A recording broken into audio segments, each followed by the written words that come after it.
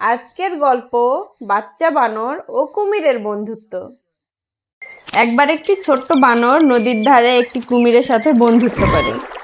কেমন আছো বন্ধু? আমি ভালো আছি। চলো বন্ধু, আমি তোমাকে নদীর ওপারে নিয়ে যাই। ও অবশ্যই, চলো। কিন্তু মাঝ নদীতে কুমির বলল, বন্ধু, আমি তোমাকে খেতে চাই, কারণ আমার স্ত্রী তোমার হাত চেয়েছে।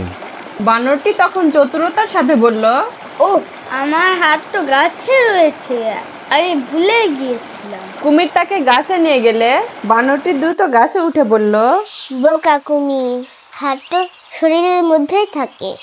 ওহ, আমি ভুলেই গিয়েছিলাম, আমাকে ক্ষমা করে দিও বন্ধু।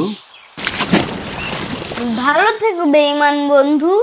আমরা এখান থেকে শিখলাম বিপদের সময় চতুরতা দিয়ে বিপদ থেকে বাঁচা সম্ভব।